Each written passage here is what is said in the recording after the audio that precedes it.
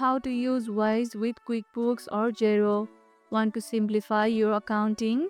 Here's how to use Wise with QuickBooks or Xero. First, log into your Wise business account and go to Integrations. Choose either QuickBooks or Xero and connect by authorizing access. Once linked, your Wise transaction data will flow into your accounting software automatically.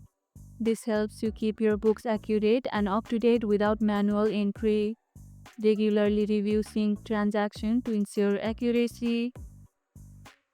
Do you use QuickBooks or Xero with Wise? Share your thoughts in the comments below.